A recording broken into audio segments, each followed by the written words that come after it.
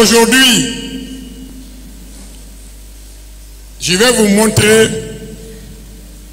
combien de fois on est dans une cabale contre le président Cellou. Air Guinée est un bien de l'État guinéen. Il est dans le portefeuille de l'État. Le portefeuille de l'État n'est pas géré par le ministre des Transports. Il est géré par le ministère des Finances, sous la direction du Conseil des ministres, du Premier ministre et du chef de l'État. Je vais vous lire un document. On va vous le traduire peut-être en soussou, en foula, en malinké et en forêt. Que le ministre des Finances a signé, qu'il a remis à El Hadj Mohamed Silla, un exemplaire unique pour dire que le gouvernement guinéen fait main levée sur Air Guinée.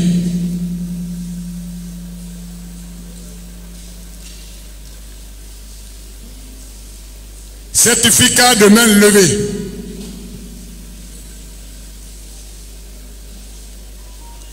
À compter du 13 août 2002, il y a de cela 20 ans. Il y a de cela 20 ans. Il est donné au groupe Futurelec Holding la main levée sur le Boeing 732, le DAT 7 et les pièces de rechange, objet de la convention en date du 18 juillet 2002 relative à la concession des équipements et des installations de l'ancienne société anonyme à participation publique dénommée Nouvelle Air Guinée, dissoute, écoutez bien, dissoute par décret 2002 SGG du 12 juillet 2002. Ça veut dire quoi? Depuis 2002, le président Lansana Conté a pris un décret. Il a dissous la société. Il a donné l'instruction à qui de droit? Au ministre des Finances. Une convention a été négociée, a été signée et le ministre a fait un papier de main levée. Ce n'est pas celui qui a signé. Chèque aussi qui a signé. Il a signé suivant un décret que je viens de vous lire. Le deuxième document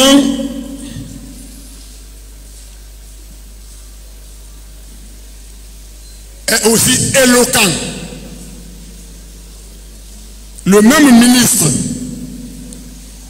qui gère le patrimoine de l'État a écrit au directeur de Futurelec, l'honorable El Hadj Mohamed Silla, aujourd'hui.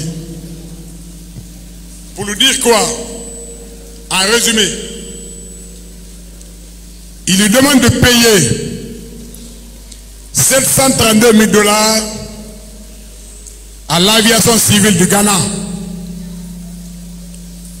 285 000 $ à l'aviation civile du Nigeria. Les dettes que l'État guinéen avait contractées au titre des droits d'atterrissage de Air Guinée dans ces pays. Le ministre des Finances a demandé à El Hadj Mohamed Silla, société privée, de payer ces montants en lieu et place de l'État guinéen. Il ajoute plus loin.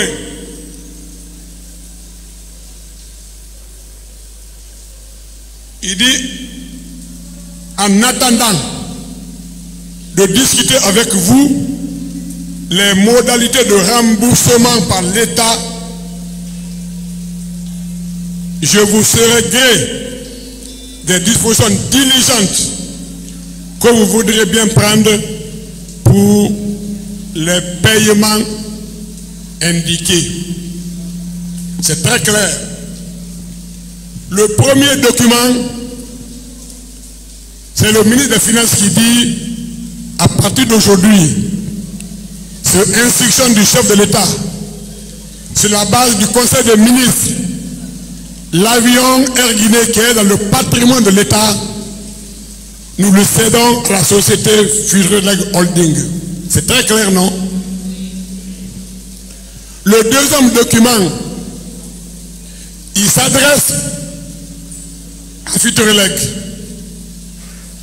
La Guinée doit au Nigeria, la Guinée doit au Ghana des montants que nous ne pourrons pas payer. Nous vous demandons de payer ces montants au Nigeria et au Ghana. Le document est là. Ça s'est fait en 2003. L'avion a été cédé en 2002. C'est pour vous dire quoi? C'est pour vous dire que le président Selou n'a été concerné que parce que techniquement c'est lui qui gérait l'avion.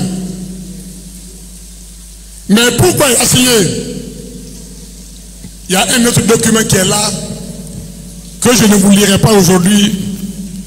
Je vous lirai ce document-là la prochaine fois. Dans ce document, c'est le directeur de l'unité de privatisation, M. Camara, qui écrit au ministre des Finances pour lui faire le compte rendu de la procédure de liquidation. À la fin de son compte rendu, il lui dit, puisque chaque pays qui est traversé par un avion a le droit de recevoir ce qu'on appelle dans leur jargon les royalties. Lorsque un avion quitte la Côte d'Ivoire, il vient au Sénégal, il survole la Guinée, il paye des droits à la Guinée. Mais ces droits-là sont payés à l'intermédiaire d'une unité qui reverse l'argent à l'État.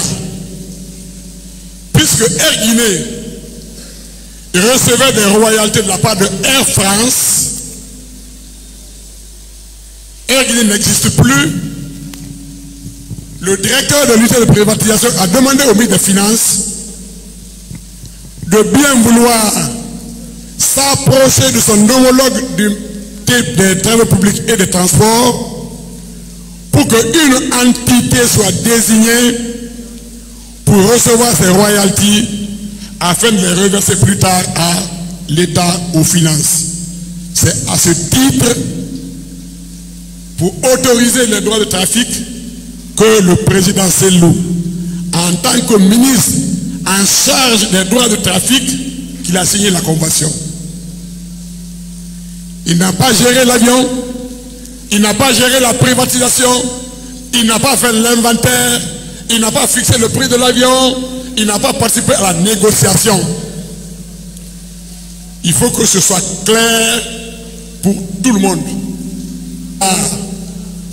L'avion est vendu à 5 millions de dollars. Lui, il a pris tous les 5 millions de dollars, il a mis en poche. Le mensonge, il est trop gros. Il est trop gros. Après, on dit train de vie. Qu'est-ce qu'on appelle train de vie? Marisa a de grosses lunettes. Elle est bien habillée. Faut aujourd'hui, Marisa, viens là. Comment tu as eu les lunettes là? C'est une foutaise. Les étages de 12, les maisons de 12 étages, de 13 étages, de 8 étages poussent comme des champions en Guinée. c'est les mêmes personnes qui demandent aux autres le train de vie. Ça, c'est une autre paire de manches qu'on présentera plus tard. Mais sachez que, comme le président Sall l'avait dit à cette tribune, qu'il est heureux enfin que l'affaire Air Guinée soit discutée. L'affaire Air Guinée va être discutée, mais devant un tribunal impartial. Ce n'est pas un tribunal qui dit qu'il a détourné 5 millions, alors que dans ce dossier-là, personne ne l'a encore interrogé. Aboubakar Makissa Kamara, ancien directeur général des impôts, a été inculpé par la Cour de répression des infractions économiques et financières CRIEF pour détournement de deniers publics, enrichissement illicite et blanchiment de capitaux. À la faveur d'une conférence de presse animée ce jeudi 15 juillet 2022 par le parquet spécial de la CRIEF, Mamadi Mariam Diallo, un des substituts du procureur spécial, a annoncé la saisie de toutes les villas construites par l'ancien DG des impôts à Tormelin, sa sous-préfecture natale, mais également à Dubrika. Se trouvant en dehors du pays depuis son inculpation, la CRIEF entend introduire un mandat d'arrêt international contre lui.